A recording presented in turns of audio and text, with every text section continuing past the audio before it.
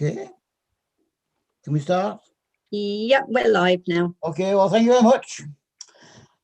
Welcome, everybody, to this virtual meeting of the Western Area Planning Committee. My name is David Beeman, and I am chairman of this committee. I'm supported this evening by a number of officers, including Beth Howland-Smith, Lewis Jones, Chris French, Gemma Patterson, Georgina Hall, Kimberly Soul, and also, of course, the Vice Chair, Councillor John Rubini. Members and officers, please use the hand raise function within Zoom to indicate that you wish to speak. Please keep yourself on mute when you're not speaking. Please can I also ask that any questions are kept brief and to the point. We'll be timing speeches this evening, and an alarm will sound when you've been speaking for 4 minutes. If any members in the meeting lose their connection temporarily, we will pause to allow them time to rejoin the meeting. If the webcast stream fails, then we will also have to adjourn until we are able to reset the connection. Okay, everybody, let's go. Right, agenda item number one, apologies for absence and substitutes. Kim? We have apologies from Councillor Kikamira Lees, and Councillor Roger Blishin is here substituting, Chairman. Right. And we have no Councillor Dixon at the moment. And we have no Councillor Dixon at the moment. So we have 14 people present at the moment, yes? Yes. Okay. Minutes of the last meeting. Please note, committee of the minutes of the last meeting held on 23rd of March, which are published on the council website. Is everybody accepting of those? Yes. Yeah. Nobody objecting? Oh, good. Yes. Okay. Declaration of interest. Anybody to declare interest? Kim? Non-received, Chairman. Okay. And questions from members of the public? Non-received, Chairman. Questions from members? Non-received, Chairman. Okay. Any relevant updates to government plans or legislation? Kim or Chris? Sorry, Beth or Chris? Thank you, Chairman. I just wanted to update members on our updated 5-year housing land supply position. As members will know, the council published its 5-year housing land supply position statement with a base date of the 1st of April last year in October of last year, and that position statement concluded that the council had a housing land supply of 5.3 years. Now, the recent planning appeal for the land at Lower Webburn Lane, Farnham, challenged the council's 5-year housing land supply position, and during that inquiry, the council conceded that it had a 4.99 years supply of housing land. So whilst this is very slightly below the 5 years, officers considered that the degree of the shortfall is still a material consideration. We're keeping the 5-year housing land supply under constant review, and we're also working on a new 5-year housing land supply position statement with a base date of the 1st of April of this year. Thank you, Chairman. Okay, right, okay. And any application under delegated powers? Chairman. Sorry, Chairman, I was asked to come along tonight and to give an update. Oh, yes, sure, yes, sorry, Zach, yes, I think I actually did that for your...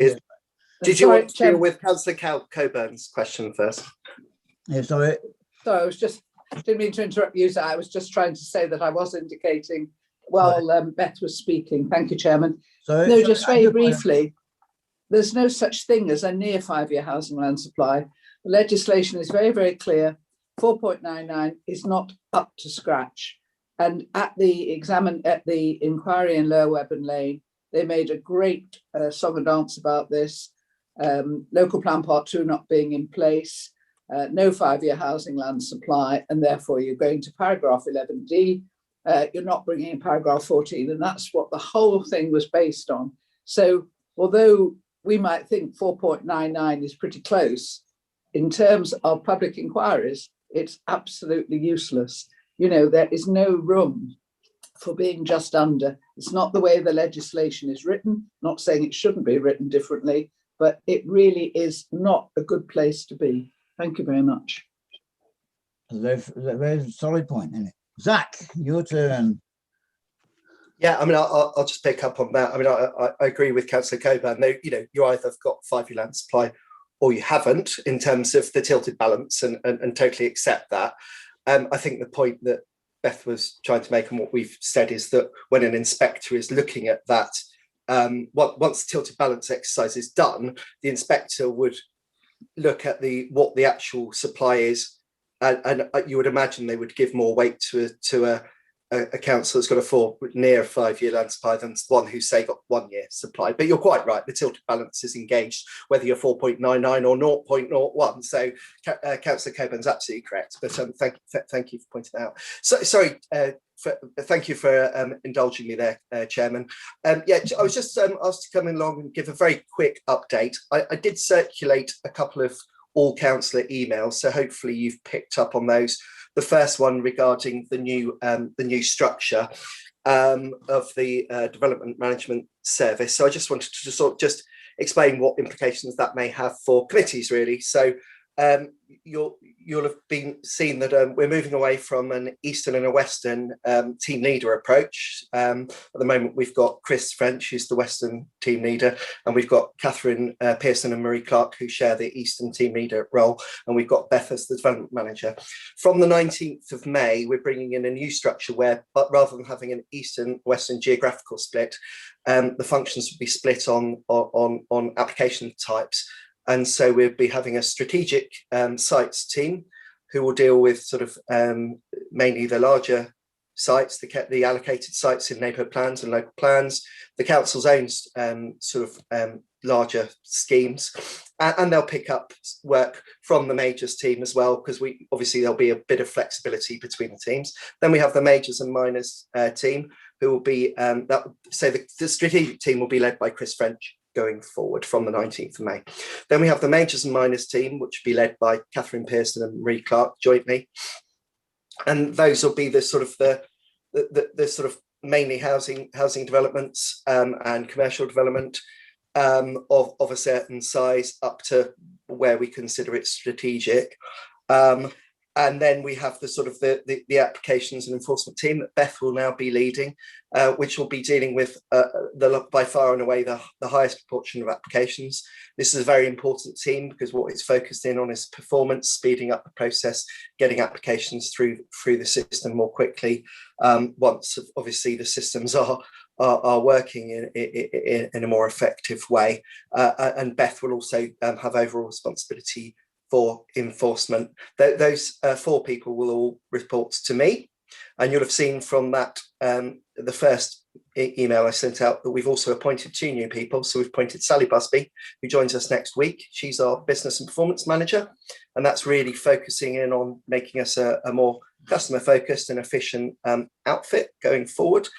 And then beneath her, there'll be a systems and processes team leader, a lady called Joanna Ty, who joins us in about 2.5 weeks, and she'll be responsible for managing a new business support team, again very geared towards making the most of the new Horizon system, looking at our processes and procedures, improving the speed of processing both at the beginning and at the end of the process, and really making us more accountable and better relations with our customers, hopefully reducing the number of complaints we get. So the implications are, in terms of going forward, obviously you still have for the time being, we still have a Western and an Eastern committee. The implications are you may have different faces at the meeting in terms of those development leads. So whilst you're used to seeing Beth and Chris, there will be occasions where Marie and Catherine come along, and some of their principal seniors and officers as well. But for the time being, so applications will be coming to the East and Western, but obviously they'll be managed within those sort of functional teams, and they'll come as appropriate, either through call-in or through the delegation agreement. The only the 2 other things I was going to mention, and again you'll know more than me about this, I imagine. Obviously at full council last week, the temporary arrangements which were due to end in May, the COVID arrangements for having the 2 committees, Eastern and Western committee, rather than the 5 committees, the Joint Planning Committee and the 4 area committees. The full council agreed to continue with the 2 committee structure for the time being. I know that will be reviewed at some stage in the future, but obviously that means that we'll be continuing on this vein for the time being. Obviously, we're not able to hold, unless there's been a change in legislation, we're not able to hold full remote council committee meetings going forward. So I'm sure Fiona or Kimberly will update you on the process for the next Western Committee, which I believe the members will need to be in the council chamber. I don't know if there's an opportunity for hybrid or whether members all have to be in there for the vote, but I'll leave that to Democratic Services. And then finally, just to update, well, I'm not going to say much more, but obviously I sent you an email this morning around the issues we are having with our Horizon system. I just wanted to reassure members, because you will be coming under the firing line, I'm sure, and coming under flak from concerned local residents, agents, developers, and we don't take this issue lightly. It's a real disappointment that we are in the position we are. However, we are working incredibly hard to try and resolve those issues. I know a lot of the issues, the teething problems, have already been sorted by StatMap. But the key is now to sort of really put the resource where it's most needed, cut our cloth accordingly, and push the resource into clearing the backlogs so we can get back on an even keel. And then in the future, we'll actually move forward into a better position. I'm very confident that the Horizon system will lead to great efficiencies in the longer term. Unfortunately, we've had a few more snagging issues than we'd anticipated. Hold our hands up to that, but we're doing all we can. Thank you, Chairman. That's all I was going to say, but I do see a couple of hands up. We've got three. Okay. Well, first of all was Councillor Dixon. Welcome, Councillor Dixon. And Councillor Dixon, want to ask a question? Yeah, apologies. I ran in from another meeting. I'm breathless, as you can tell. Yeah, just to say, this is great. I do like this. However, it does strike me as boats passing in the night. Because we, just as the executive is signing off on one structure for the planning committee, the planning team is signing off on another thing. I think I'm particularly worried about two things. I'm worried about the strategic sites team, who might lose sight of the local issues that we face in preference for the numbers game that we face. They're being imposed on us by government. And I'm also very concerned that we are going to, the members of the planning team are going to lose that local knowledge, which is so important to them, understanding our constituents and the people we represent and the complaints we get. So please, can you reassure me, Zach, that the strategic sites team is going to be our shield, that you are going to fight for us to keep the numbers of houses down and not just be signing off massive developments to keep the government happy? And can you tell me how are you going to keep the team informed of the differences of our different geographic locations? Thank you. Well, on your first point, I can't really give you that reassurance, because we've got a local plan that says we're going to deliver 11,000 odd homes within the local plan period. So my role now as head of planning is to deliver what's set out in your local plan. You as in it was voted for by full council. Having said that, the emphasis will be on developing quality, delivering quality, sustainable developments. The whole point of having a strategic team, and obviously, I'm happy to discuss this outside the meeting in more detail with you. But the whole point of having a strategic team is to give that team the space and the headspace and the breathing space to really make a real difference to improving those major schemes that come up.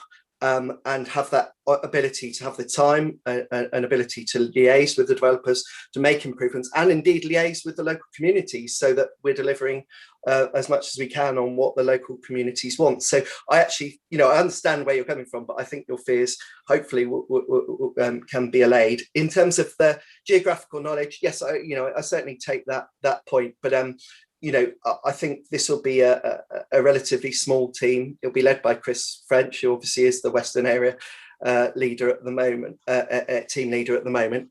And I think it's more about understanding the context in which those sites are set. So, I would certainly expect everyone in that team to really get to grips with the Maid Farnham Neighbourhood Local Plan and all other neighbourhood plans, for example, from the start, whether they're dealing with applications there or not, because that's absolutely crucial to understanding, and the other neighbourhood plans is absolutely crucial to understanding what our communities are heading for. So things like the emerging Hazelmere local plan, the Chillingfold, Dunsfold, Bramley, I could go on. So yes, I'll give you the reassurance that certainly they will build up that local knowledge, and you will actually, I think you'll have more opportunities to engage with those strategic planners than you do at the moment, is my gut feeling. That's certainly what my ambition is. Okay, Councillor Deere. Thank you, Mr. Chairman. I just want to take this opportunity while we've got Zach here. It's too good to miss. And you're quite right, Zach. We've got 11,200 odd houses that we are required to deliver, and we need to retain control and influence over how those are delivered by virtue of the plans that we have already approved and the local plan part 2. The fact of not having the 5-year housing land supply holds us below the water as far as that's concerned, because we lose control over what happens and where it happens to a degree. And I note that you said you were preparing a statement for a 5-year housing land supply statement effective the 1st of April. This isn't something I've been involved in before. It's not my side of the fence, if you like. But I was wondering, does that statement take the form of a plain assertion by the council that the situation is now, we have in excess of a 5-year housing supply, or do we have to go through the process of providing evidence and explaining in detail how things have changed and how we are able to credibly demonstrate a 5-year housing land supply? Perhaps you could fill that in for me. Thank you. Yeah, absolutely. So last year, we were a little late in producing the 5-year land supply position statement. I think it was September, October, but it was based on it was predicated on a baseline of April the 1st, 2020. We're obviously beyond April 1st, 2021. So as Beth quite rightly pointed out, last year, we were working to a 5.3-year land supply. Obviously, in the first instance, there was a question about the land supply counting for the whole year, and that is your approved land supply, and councils can apply to actually fix that, but that involves consultation and an inspection. But that does leave us open to challenge on appeals, and as Councillor Coburn mentioned and Beth did on the Lower Webburn Lane appeal, the developers are very cute to this. They totally understand the issue, and they will do everything in their power, where we're so close to a 5-year land supply, to undermine that and put question marks in the inspector's head. I mean, I understand where they're coming from. I would do the same thing if I was representing my clients in the private sector. It's understood, but certainly what's being worked on at the moment is the 5-year land supply statement for 2021, predicated on an April 1st date. There's a lot of additional data around completions and some further information that we're going through. And Beth did say that we are keeping the numbers under review. In terms of the Lower Webburn Lane, I think we didn't have necessarily the evidence to be able to back up more, to challenge each of the challenges that were put to us. And that's why ultimately we ended up admitting 4.99. It may be that the inspector comes back with a lower figure than that, and I think that's something we need to prepare ourselves for. But certainly there is a lot of work going on in the background to make sure that the figures are robust and stand up to scrutiny, and we're throwing more resource at that in the local plan team, because obviously at the moment they're trying to push through a local plan part 2 as well, and we mustn't lose sight of that, because that in itself should help in terms of 5-year land supply and our defence of appeals, because obviously that was made great play off at the Lower Webburn Lane appeal, and probably will be at future appeals. And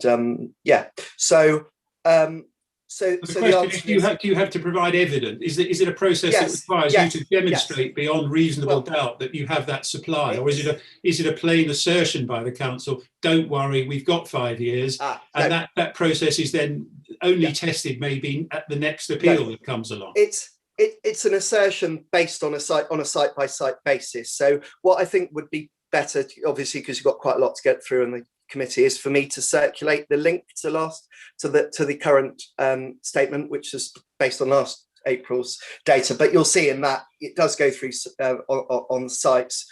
I wouldn't necessarily say it goes into the same sort of level of detail that the appellants will go through on a case-by-case basis to prove the negative, but it certainly does provide the evidence as to why officers are making, reasonable assumptions. Some of it has to be assumptions because it's predicting things going forward. So I'm very happy to circulate that after the meeting if that would be helpful. And again, very happy to pick this up with you separately, Councillor Deere, if that would be helpful as well. Always good to talk to you.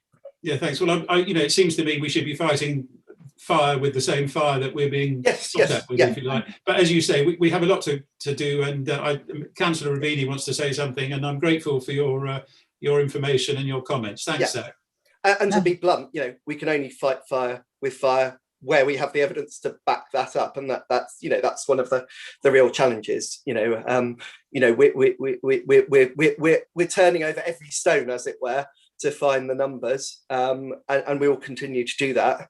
But it is a factual thing. And at the end of the day, as Councillor Coburn said, you either have it or you don't. But certainly, it won't be for want of trying or putting in robust procedures to try and try and demonstrate this. Sorry, Chairman, I went on too long. Yeah, thanks, Chairman. I'll be brief. Zach, thank you for coming tonight and coming into firing line. I must raise one point. That is, I've been on since 6-7 weeks ago. Hazelmere Museum put in for a lighting planning permission. I've heard nothing. I keep bombarding Chris French with emails and telephone calls and Zoom meetings. He promised me that somebody will get back to me. They don't do it. It's got a pre-application number, but hasn't got a planning number. And it would appear now they're running out of time. It looks like they're going to lose the whole of the lighting, which was for the retail high street, because Waverley couldn't perform. I'm just hoping this new system works, but I'm very disappointed in the present one. Can I suggest that Chris French, who's on the call, gives you a call tomorrow to discuss the specifics of that, if that's okay, Chairman? Yes, okay with you, John? Goslingers. Yes, okay. Yeah, if I receive that phone call, yes, as I say, you said last week that somebody else would phone me, but it didn't happen. No, I'll ask Chris to give you a call tomorrow. Yeah, I'll call you tomorrow. Thanks. Right. Sorry, Chris. Please?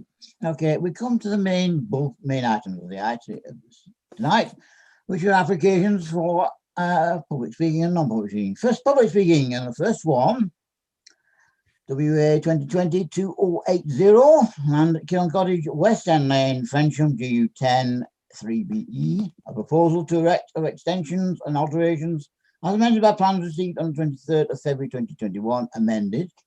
Now, before we go any further, we have an update sheet here, and I'll ask Chris French to come in here, please. Thank you, Chairman, and good evening, members.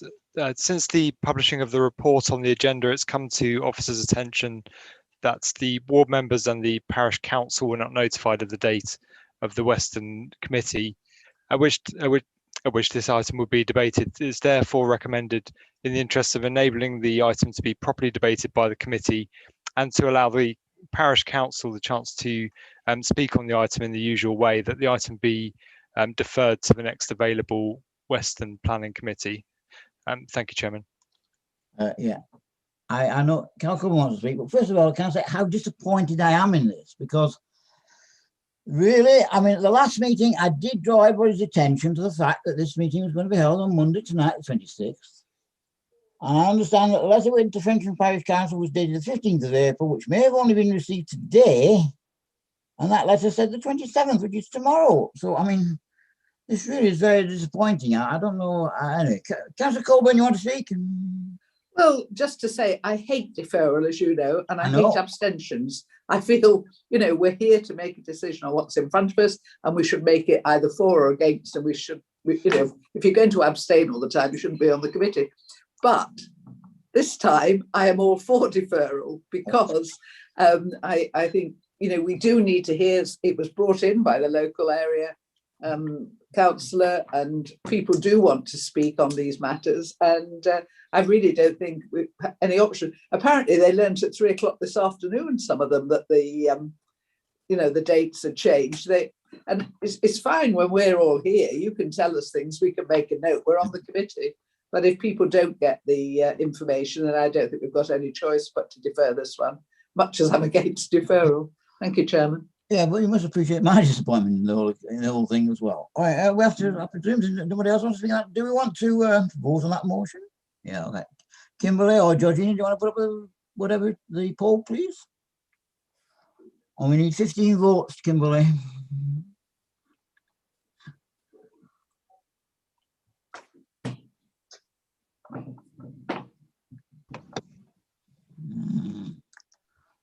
I should not come up yet.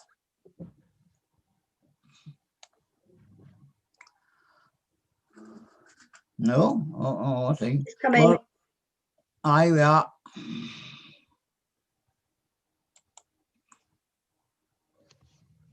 Okay, if you could please vote.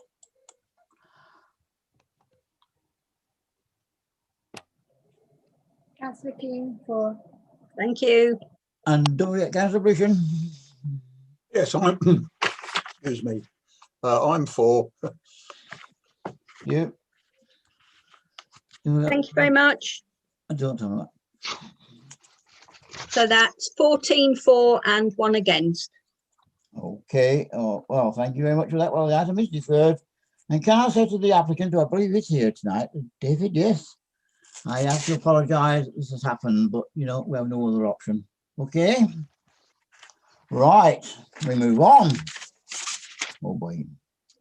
The next one is WA 2020-0558, the land at the Old Mission Hall, Huxtyle Lane, Farnham, DU9 8LG. This is a proposal outline application with all matters reserved for erection of 24 apartments with underground parking following demolition of the existing bungalow, the Old Mission Hall, revision of WA 2018-1879, as amplified by transport assessment, travel plans, updated ecology report, and amendments to present housing, to proposed housing to include 7 of the 24 dwellings as affordable units. And I think we have another update sheet. Is this going to be you again, Chris? Thank you, Chairman. Yes, I'll update. This item is also recommended for deferral. It's come to our attention that the incorrect ownership certificate was provided to the council, so steps are being taken by the applicant to regularise that situation. However, it will require the council to wait 21 days before considering the proposal.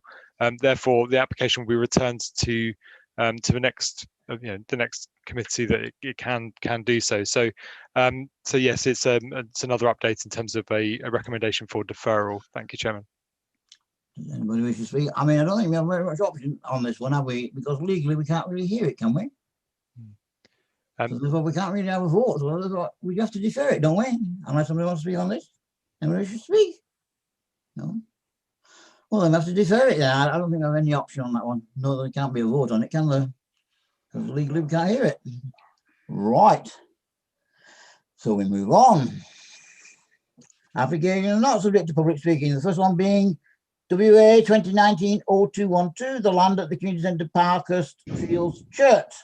GU10 2PG, a proposal application under Regulation 3 for the erection of 4 dwellings and associated works, including parking, following the demolition of existing community centre, and the report to be presented by Gemma. Gemma?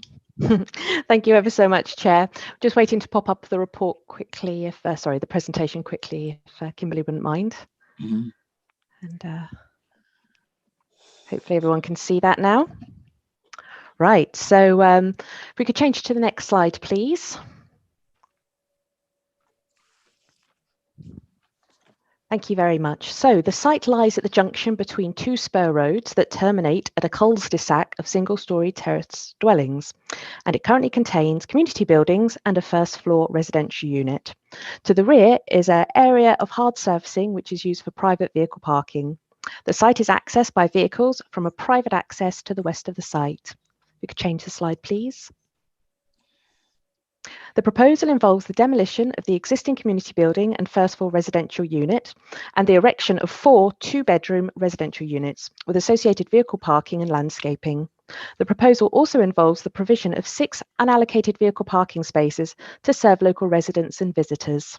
Next slide, please. The proposed dwellings would be 1.5 stories in height, a scale which is proposed to reduce the uplift of built form in this greenbelt location. Next slide, please. As you'll note, the design features barn-hipped roofs and first-floor timber cladding with porches to the front elevations. Next slide, please. The internal living accommodation would exceed the technical housing standards, and the proposed development would provide appropriate external private amenity space for future residents. Next slide, please. All internal primary accommodation would be served by unrestricted windows, allowing for light and air to enter and circulate the rooms. And here we have an illustrative of the proposed development. Next slide, please. Moving to some photographs now. This photo shows the community building to be demolished as part of the proposals. Members will note the category C cherry tree to the front of the building. Mind changing the slide, please? Now, this photograph here shows the entrance to the parking area. And the next slide, please. So these next few photos will show the rear parking area to be removed as part of the proposal. And next slide, please. And next slide, please. And finally, the next slide, please. Next slide, please. And these next two photographs show the cul-de-sac setting in which the proposed development would sit in. Next slide, please. Thank you. And next slide. Thank you. So moving to the main matters for consideration, members are being asked to exercise their judgment on the impact on the green belt, whilst giving consideration to the exception for new development in the green belt criteria set out in the NPPF, which allows for limited infilling in a village, and as a result of the quantum of development proposed and its containment within the rural settlement, the proposed development will not cause material harm to the visual openness of the green belt. Impact on the proposed landscape, while giving consideration to the site being located in a rural settlement within the AONB and within a residential context.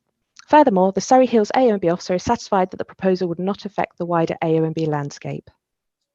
Highways implications. By acknowledging that the proposal will result in the loss of a private car park, but that the applicant has acknowledged that the car park has been used for unauthorised vehicle parking by residents and has therefore proposed to provide 6 unallocated parking spaces to be used by residents and visitors. The Council Highway Authority have reviewed this document and raised no objection to the proposal on highway safety or operation grounds. Furthermore, the proposal would also provide parking in accordance with the Council parking guidelines. Members are being asked to consider design and impact on visual amenity in acknowledging that while the proposed residential units would not fully respond to the prevailing mix of single-storey and two-storey scale of the surrounding residential development, that the existing building on the site itself is also not reflected of this character, and that the proposal has utilised this situation to continue to provide diversity into the street scene and would not therefore be out of keeping with the surrounding character, particularly given that the elements of the design have been influenced by surrounding built form. Members are being asked to also consider the standard of accommodation, noting that the proposed units would exceed the technical housing standards, and impact on residential amenity, noting distances proposed between windows, neighbouring windows, and the existing impacts from residential first floor unit. Also being asked for consideration of the trees, acknowledging that the proposal would not result in the removal of any existing trees, but some pruning works will be required to the category C cherry tree, which you saw on one of the photographs. Looking at the effect on the SPA, the proposal would increase residents permanently on the site, but it would not result in an adverse effect on the integrity of the wood and heat SPA. And finally, biodiversity, giving consideration to the submission of the preliminary ecological appraisal, which has demonstrated that the site offers very limited potential for protective species. Members are also directed to the update sheet, which they have, which provides some clarity to a situation for the collection of refuse and recycling should permission be granted tonight. The officer's recommendation is therefore remains as set out on page 82 of the agenda, and that's subject to conditions 1 to 11 as set out on pages 82 and 85, and informatives 1 to 5 set out on pages 86, that permission be granted. Thank you, Chairman. Thank you very much, Gemma. Right, anybody wish to speak? I'm going to go back to the original main screen, please. Thank you. Any councillors wish to speak on this item? Councillor Deere.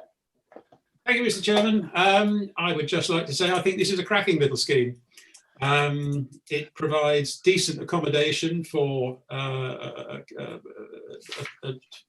4 households, I think, at a time where such things are clearly desperately needed.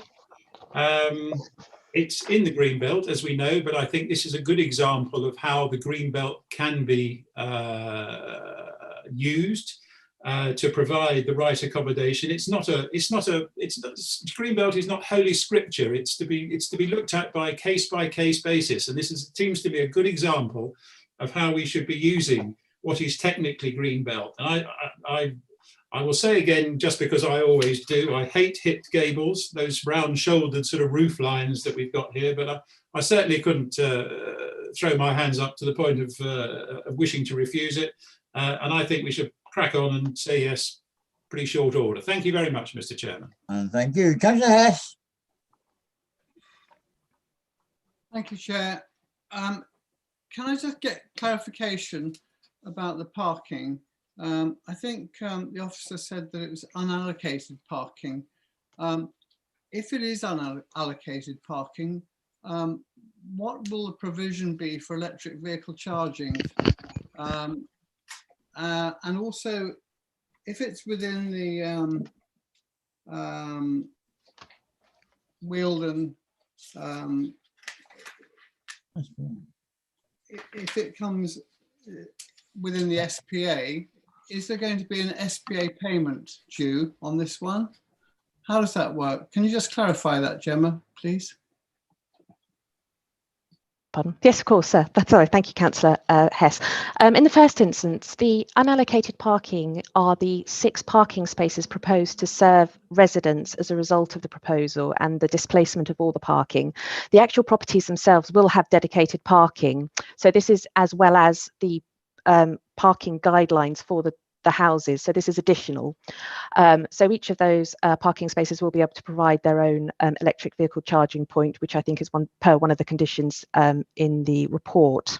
Secondly, with regard to the Wealden Heaths SPA, there is no contribution on this particular site. There's no avoidance strategy. So we're, even though the proposal is resulting in additional residents on site, Natural England are satisfied that there is enough recreational provision within the area not to require a contribution for the disbursement of, for the impact on the SPA. Thank you. That's handy. Wow. Is Natural England say that? Natural England obviously there is no payment due. Councillor Cohen. Thank you, Chairman. Well, like Councillor Deere, I think this is a really good development. We all have our architectural likes and dislikes, don't we? But, you know, one has to be broad-minded when looking at an application. It's interesting, isn't it, how things change over time. We used to put these community buildings in, and over time, with different home features, you know, they've become less and less necessary. We had a recent one, I seem to recall, that had washing machines in at one time. And of course, you know, that's all changed. So although we always regret loss of a community facility, in this case, it's being put to such good use. And as Councillor Deere said, you know, there's existing harm to the Greenbelt. We're not adding to that. It's really irrelevant in this. The cherry will certainly take some pruning. That's not an issue either. They grow like weeds where they grow. They're gorgeous, but, you know, they're not sort of difficult trees to maintain. It's interesting, at the Lower Webburn Lane inquiry again, I mentioned that they had a go at Local Plan Part 2 not being in place, they had a go at the 5-year housing land not being in place, and they had a go at a record on affordable housing, and said how abominable we were at that as well, as they would if, you know, if you were the opposing QC, you'd say much the same. But it is a good here. It's a good development, a good use of land, and we have some additional affordable homes. So I just think this is an excellent application. Thank you, Chairman. I think it's also true to say that there are some alternative community facilities within nearby reach of this development. I don't know if Gemma mentioned that. So anyway, Councillor Martin. Oh, yes, I think it's an excellent idea to redevelop this underutilised site, especially in places like Churt, which are more rural. It's very difficult for families to find places to live, and I'm very much for it. It's a great idea. Thank you. Okay, thank you very much. Councillor Rubini or Councillor Keane, which one? Thank you, Chairman. It's me again. I just wanted to congratulate the Housing Department on yet again bringing forward social housing. As we know, we've had several in the Chiddingfold area, for example, recently, and it really is a benefit to all the community that the spaces that are underused are now being built on and built on very nicely, I think, for the ability for the community to be rehoused. I'm fully in favour of this, and if we can find more gaps like this, I'm all in favour of it. Thank you, the Housing Department, for doing this. Yeah. Right. Councillor Adams, your ward, Councillor Adams. Thank you, Chairman. Yeah, I agree. I think this is another excellent example of Waverley's housing department's developments. The one issue really is the parking, because this site was originally built in the 30s.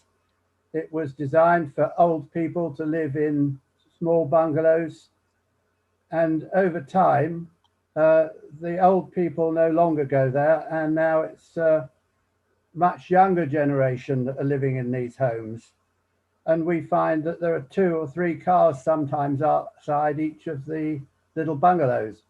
They weren't there, of course, on the pictures that were taken because they were probably at work, but in the evening, if you go down there, you'll find that road is almost jammed up. And this is the issue, is that where the overflow was into that space behind the community centre.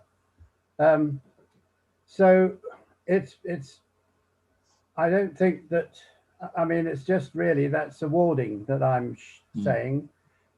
The parish council doesn't object. The parish council thinks it's a good idea, and I think it's a good idea.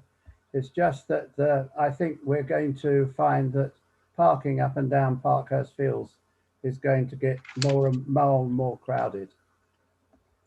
Okay, thank you very much. And Councillor Edmonds. Thank you very much, Chair. If I heard the term correctly, it was talking about timber cladding. I would just like to point out that timber cladding is very high maintenance, and wherever possible, I would suggest that we need to think carefully about the consequences of using timber cladding. Thank you. Gemma, do you want to comment on that? Yes, I think we've got a condition there to actually look at samples before they're submitted. So we'll see what type of quality the timber cladding is and how well it takes the force of the weather before we discharge that condition. Okay. Thank you very much. Right, so nobody else wishes to speak. Shall we move to the recommendation? That's subject to conditions 1 to 11 and informatives 1 to 5. Permission be granted. Can I have the poll, please?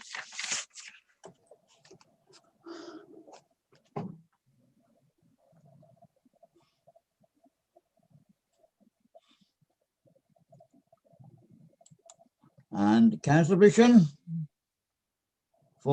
Is that 4, Councillor Bishon? You're muted. Councillor Keane, 4. I'm 4. Okay, thank you.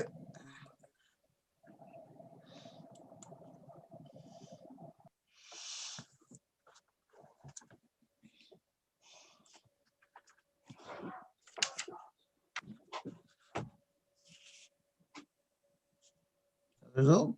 Yeah. You were muted. That's unanimous all for 4 for the application, Chairman. Okay, thank you very much. That's 15 0, yes? 15 and 4? Yes. Yeah. Thank you very much. Okay, let's move on to the last item of the night, which is one coming back, which is the land at Bourne Woods. A proposal of use of land from forestry to mixed use of ongoing forestry and for filming purposes as amended by information received on the 30th of October 2020, the 18th of December 2020, the 4th of January 21, and the 29th of January 21. Now, I think we already had a presentation on this before, and I think there was general overall agreement that it should go ahead, but there were some concerns over conditions. So, Gemma, your turn. Thank you again, Chair. Just waiting for, we're going to have a very brief presentation just to sort of update the position that we're in at the moment, and just to give members, some of the members brought up some concerns during the last meeting that I've also addressed in the presentation as well to help formulate the debate. So just waiting for the presentation to pop up, but I promise you it won't be too long, I hope. No, oh, a minute, sorry, I've picked up the wrong one. Sorry.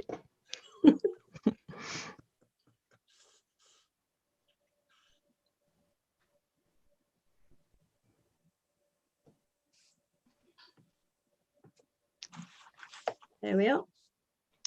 Okay, so we are all aware of the site, so I don't think I need to really go through it all again, but just at the bare minimum, the site is 33.7 hectares of the 51.5 hectare Bournewood. So we're looking at part of the Bournewood, not the complete Bournewood, for the proposed change of use. Next slide, please. So the looking at the sort of main matters for consideration then, what I'd suggest, if members note pages 87 to 89 of the agenda, that actually sets out the amendments to the conditions and informatives recommended at the February the 16th committee, as well as the introduction of new conditions and new informatives following the deferral of the application. These were negotiated between relevant parties. So the sort of headline of these amendments are really to reduce the daily hours of filming by 1 hour in the morning, and to prevent any filming, night filming or rehearsals on Sunday and public holidays. A new condition is proposed, that be condition 17, which would prevent obstruction or diversions to the public rights of way without the appropriate legislation. And it's also proposed as a new informative to protect neighbouring amenity and the dark sky. So at the 16th of February committee, there were some discussions regarding the length of the filming to be carried out per calendar year. It was noticed that members sought to reduce that from 6 months per year to 4 months per year. The applicant did consider a reduction, but it is their wish to continue with the period of filming sought per year, which has been the period which has historically been carried out on the site.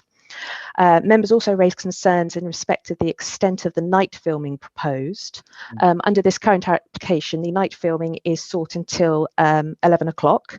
Now, that's actually 1 hour earlier than that conditioned under the previous permission, although members will, of course, recognise that there is no recommended restrictions on the frequency of night filming under this current application.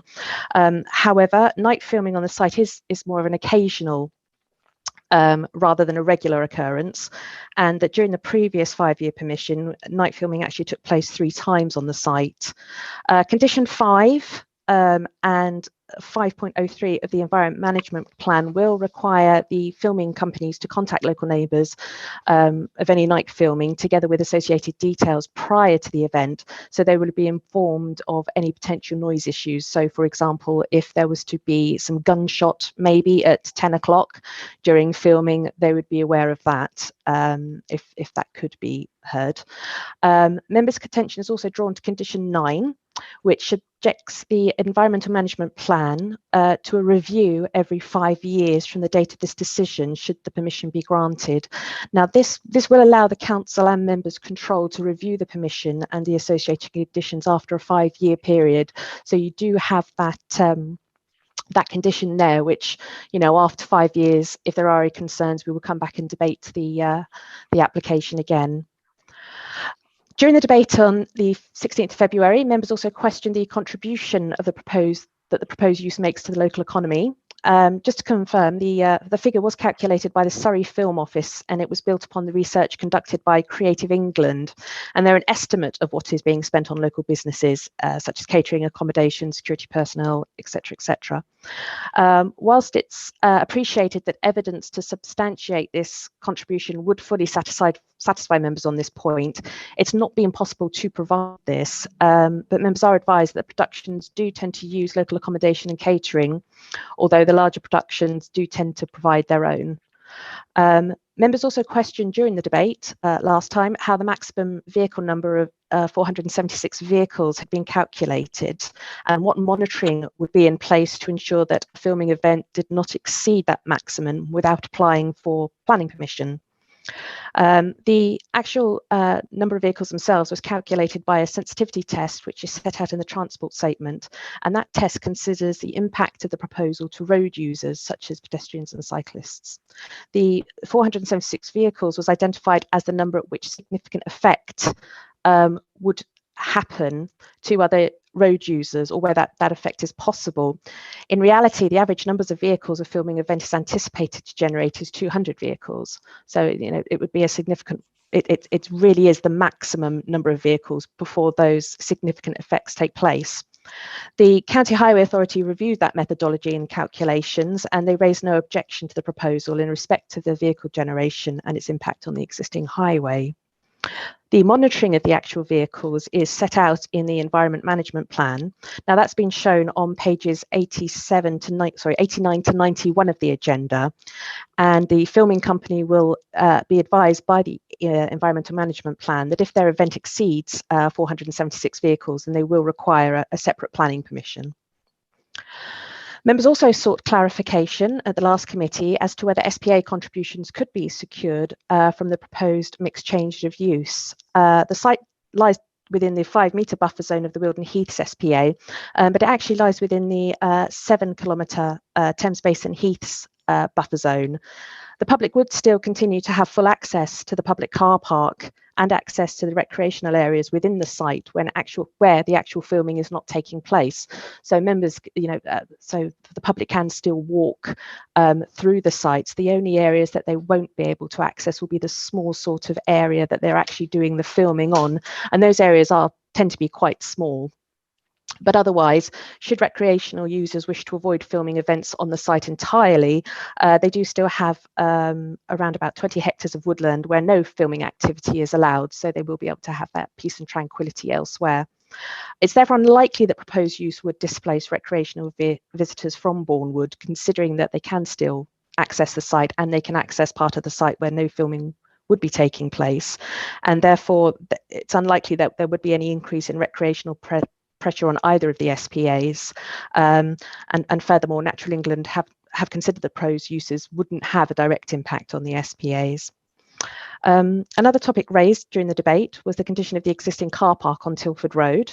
It is understood from the applicant that this car park was resurfaced, fence constructed and a barrier installed back in July 2020.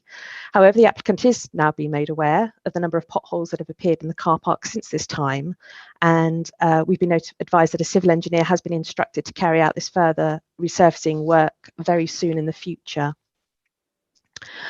There is a verbal update to this application. This afternoon, the Local Planning Authority received a third-party correspondence that raised a new material consideration. Surrey County Council Rights of Way had not objected to the proposal, subject to an informative to ensure that the public rights of way would not be obstructed by any paraphernalia associated with the proposed mixed use.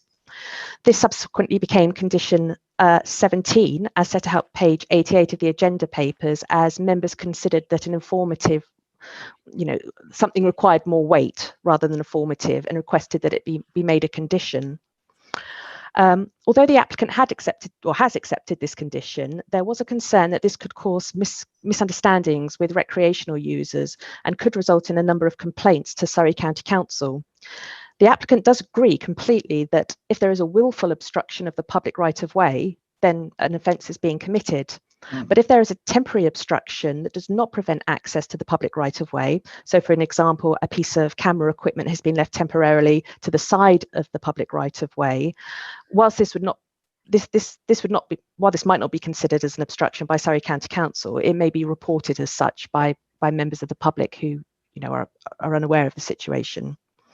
However, we have discussed this matter with Surrey County Council Rights of Way officer, and they would like us to amend the condition, and they are happy to deal with any reports accordingly. So they've requested that there is to be no obstruction, so we are taking away the word complete. And they've also asked that we put some additional wording to the condition. So condition 17 will now read as follows. There is to be no obstruction, including but not limited to vehicles, plants and storage, or diversions on the public right of way at any time, unless carried out in complete accordance with the appropriate legislation. Any vehicle should enter and exit the site in a forward gear, and a banksman should be used when positioning trailers to safeguard public highway users. And for the purposes of clarity, because I had to check, a banksman is a person who directs the operation of larger vehicles from the point near where loads are attached and detached. So the person that normally stands there waving them to reverse. So in light of the above, officers have amended recommendation, I should say, is that subject to conditions 1 to 16, as set out on pages 136 to 141 of the agenda papers, and amended condition 17, as set out in this verbal update, and informatives 1 to 12, as set out on pages 142 and 144 of the agenda papers, and subject to the completion of a Section 106 agreement to secure transport contributions within 6 months of the decision, that permission is granted. Thank you very much, Chairman.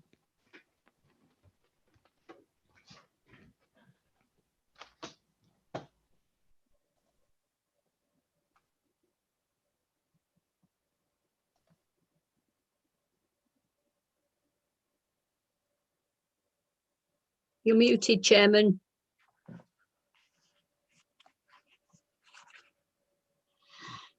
I apologise. Yeah, okay. Does anybody wish to speak on this application? Councillor Edmonds?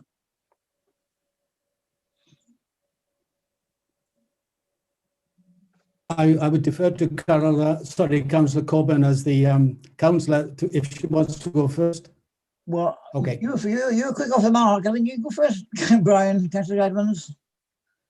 Chair, since the last meeting, I've done a lot of work on this application, and I would like to point out that HM Treasury on the 23rd of April have carried out an independent report, the economics called the Disruptor Review. The reactions updated on the 23rd of April shows universal acclamation for the Disruptor Review, which runs to 610 pages.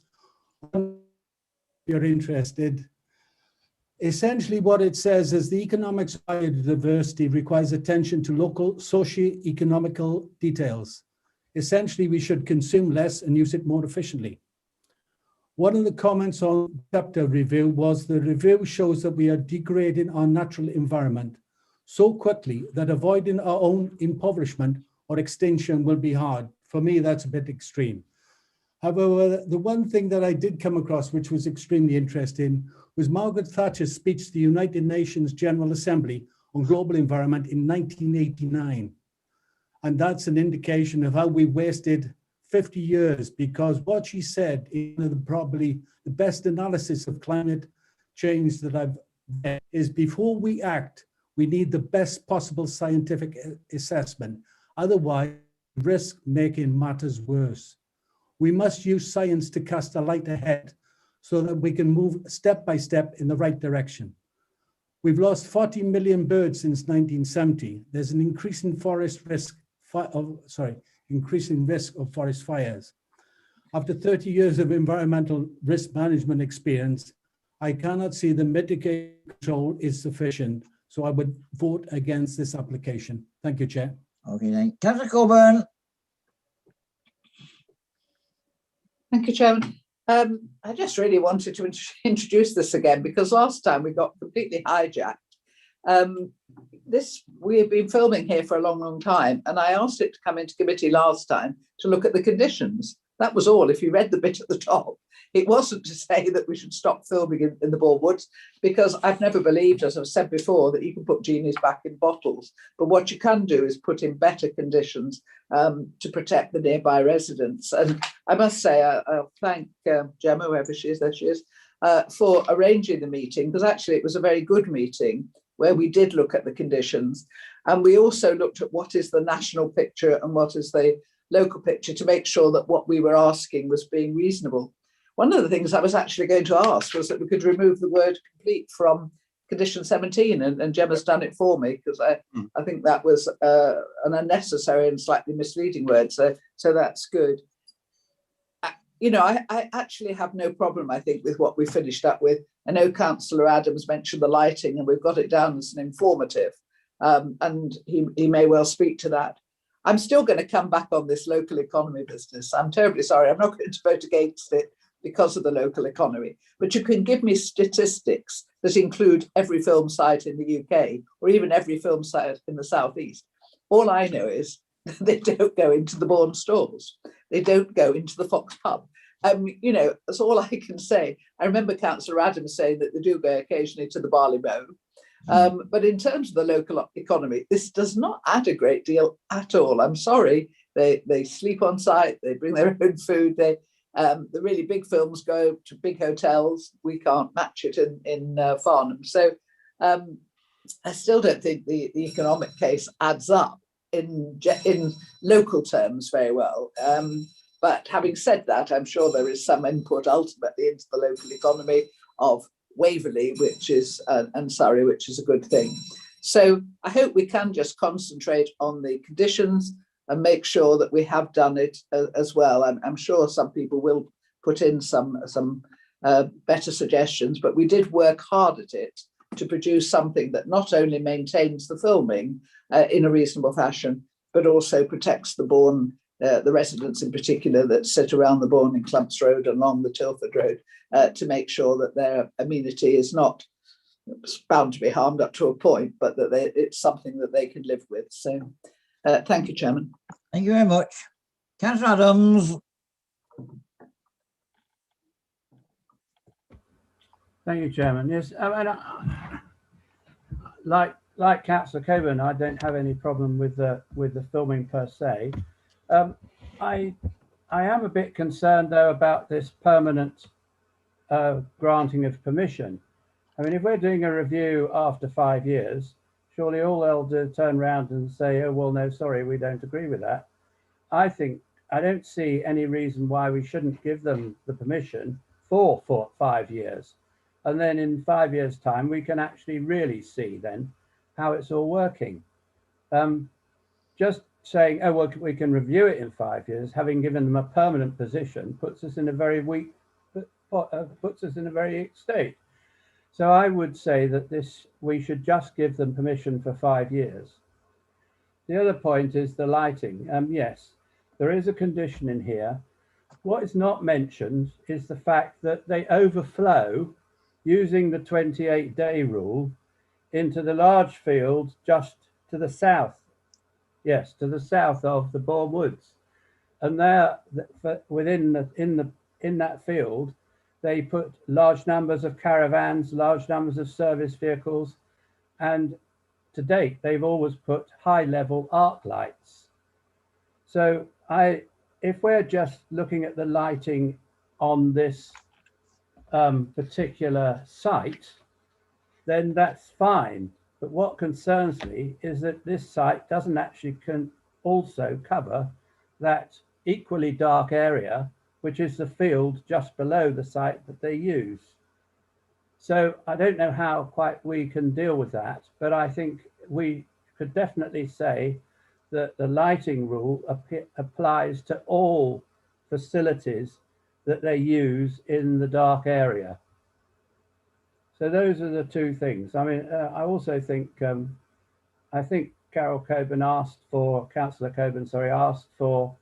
the evening period to be reduced more than just to 9 o'clock in the evening. I mean, that's not too bad in the daylight, in the summer, but in the winter, that would be quite significant.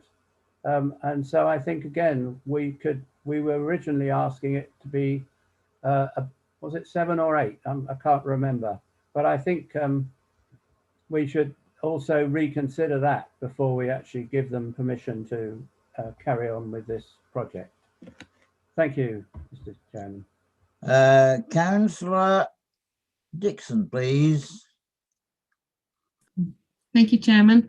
Just to say that I was a very strong proposer of this when it came through the first time, and I am really gratified to see that the applicant has taken on board all of our suggestions and made such great changes to the original proposal. I think this is very sympathetic to the local environment and really maintains a really great opportunity for our community to have filming in our borough, which is great for many, many reasons as discussed in previous meetings. So I'm very pleased with this, and I will definitely be voting for it to go through.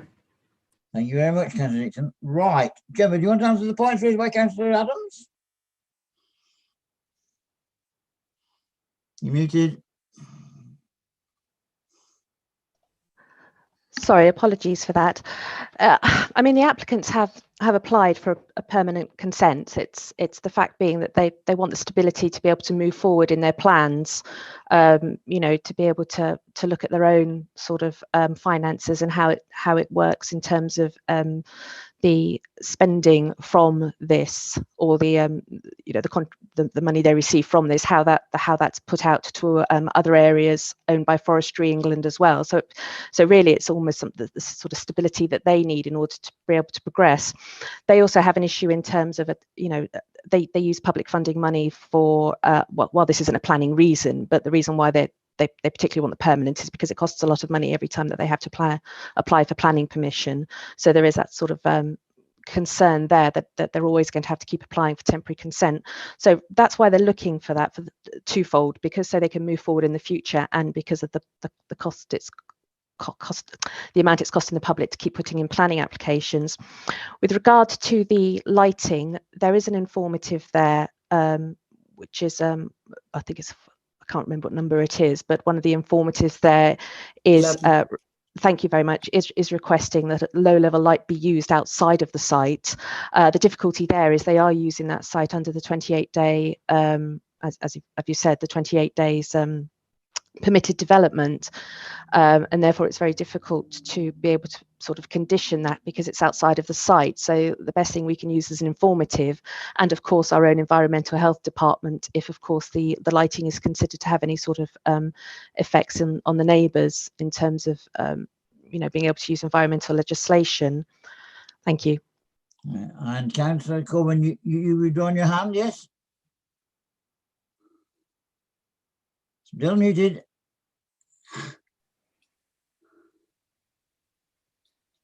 Muted. Yeah, you muted, Councillor Coleman. Muted. Yeah. Sorry, did I say all of that?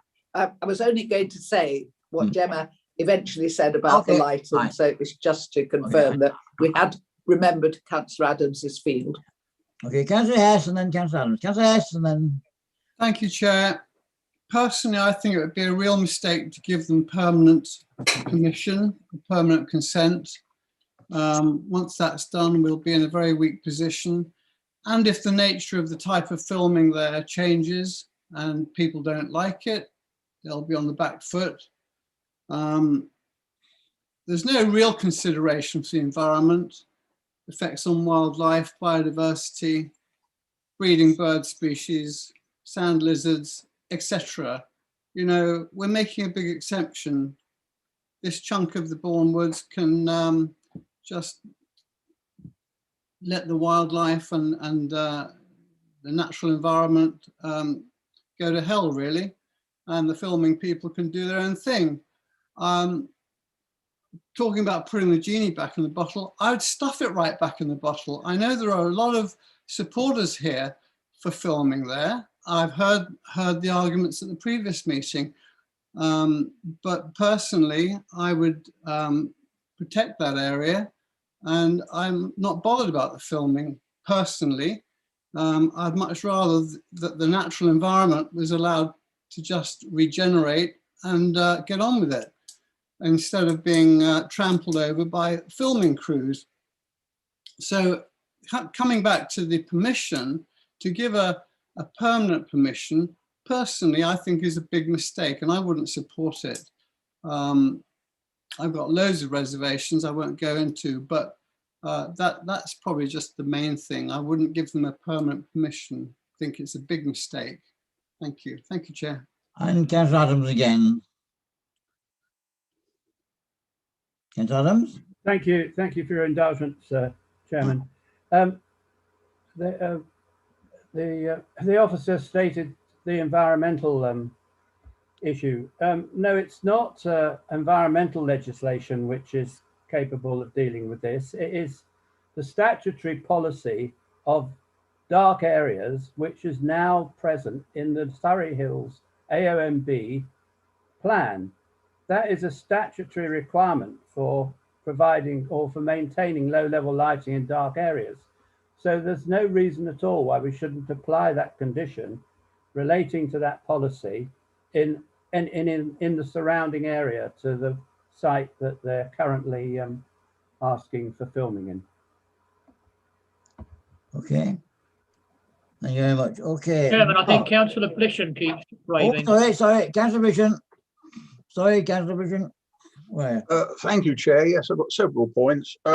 Page 33 of 58 or page 119, the top paragraph says, furthermore, the proposer would also introduce rehearsals on a Sunday between 8 and 1 o'clock. Now, we agreed there will be nothing on a Sunday as far as I recall.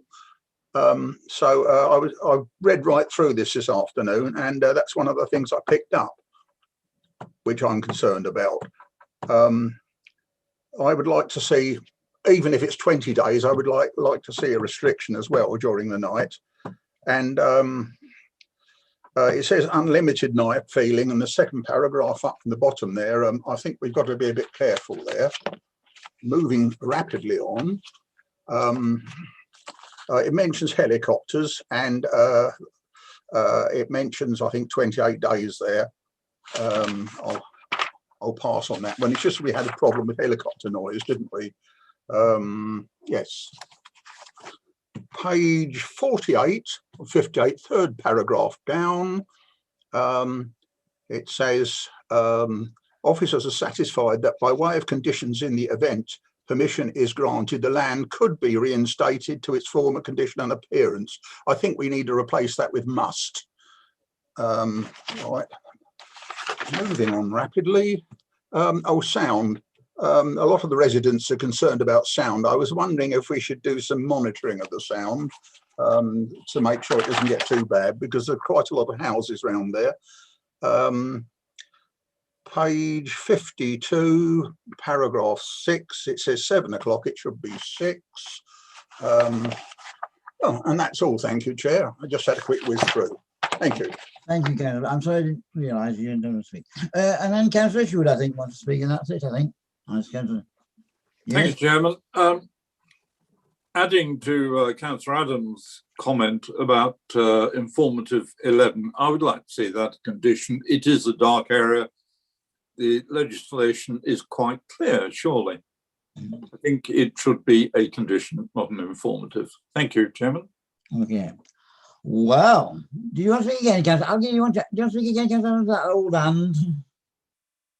Councillor Adams, an old hand. You're muted. Sorry, that is an old hand. Oh, okay, right. Right, we have many comments on here. But I think we all really ought to move now to, unless nobody else wants to speak, we really ought to move to recommendation A, and then if people feel that they're not happy with it, then obviously then we'll have to amend it. But I mean, recommendation A, can we vote on that, please? That's subject to conditions 1 to 16 and Chairman, yeah. Sorry to interrupt. Should we not look at whether we can turn that into a condition? If you so wish, yes. Has anybody got a second? Well, it's just as it's been raised. Yeah. Have we got a second for that? I think the problem that we have making it a condition, councillors, is the fact that it's outside of the site. The area that they're using, the lighting, it is actually a sort of like a base camp, which they can use 28 days a year on the sort of the area just outside of Bourne Woods. The lighting for the filming itself within the site is already quite low level. They don't have it, high level there. I think it'd be very difficult to sort of condition any land outside of the site to be low level lighting. I think the best we can do in this instance is an informative. Thank you. Come back on, Councillor Coburn. Well, I just wonder, I remember you saying this now, Gemma, at the meeting when we asked about having it as a condition. I just wondered if we could strengthen it in any way by mentioning legislation. Just something to give the councillors that are worried about it a bit more comfort, that at least they're being asked to use lower level lighting on these fields, even if we can't condition it. Is that possible? Or Chris, do you want to comment on this? I think we can look into it. Absolutely, we can look into bulking it up with any sort of legislation that is available. I must admit, when I actually looked at the dark skies sort of legislation, I wasn't 100% sure that the area actually fell in within the dark skies, but I will look again, and if there is obviously legislation to protect that outside of the site, then we can put that in the informative. Absolutely. Thank you. Councillor, are you happy with that? Chairman, I think Councillor Bishon wants to work. Councillor Bishon. It's a farmer's field, so we could push for change of use to encourage them to bring their lighting down a bit. It's a bit cheeky, but it's one way of looking at it. Thank you, Chair. But it's outside the application area, isn't it, Councillor Bishon? That's the problem with that one. Councillor Isherwood.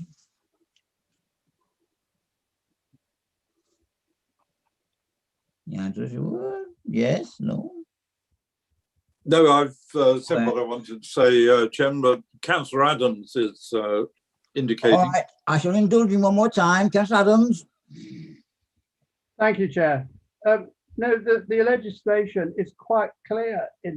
Since the government changed the rules and has made the AONB almost the same as the national parks, the policies that it's come up with in the Surrey Hills Plan are statutory rules, and the dark area is defined. That it says quite clearly that the dark area should be retained as far as possible dark. So even actually giving them, low-level lighting is generous in the middle of a field. So I don't think you'll have any problem in making that a condition. Okay, Chris, and then we must move on this one.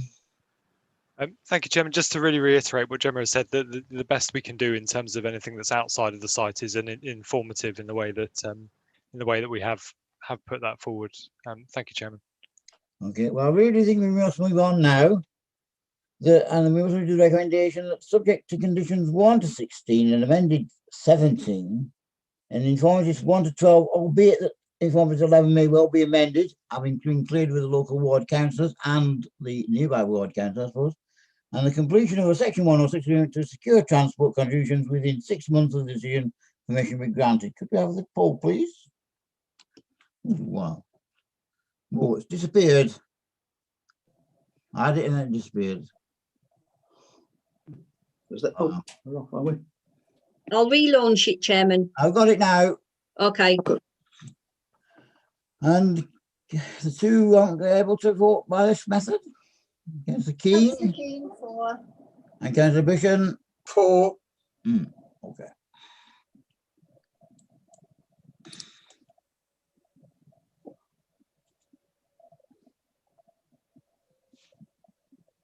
Okay, so the result is 12 for, 3 against and 1 abstention. That adds up to 16. How can we do that?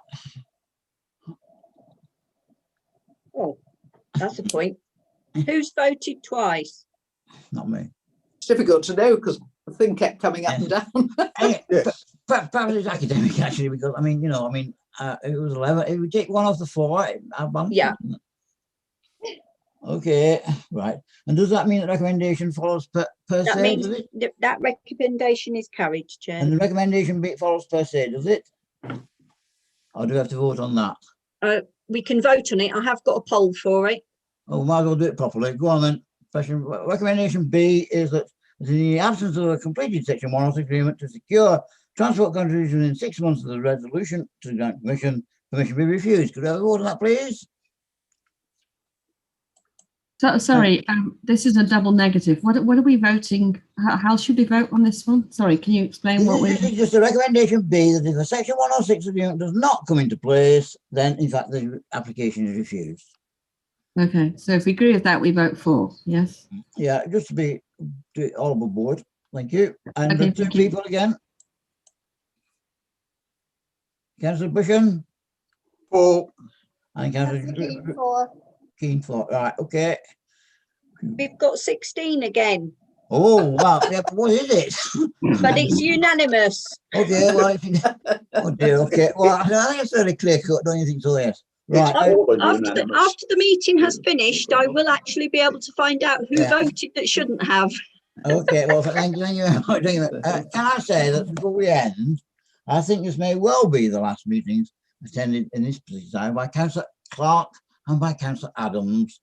And I'd like us to record our grateful thanks for all the positive contributions they have made to this committee whilst they've been with us. So can we record that, please? Thank you very much. Yeah. Yeah, that's okay. Thank you very much. Okay, right. There being nothing else for which is to be for press and exclusion or whatever, then I declare this meeting closed.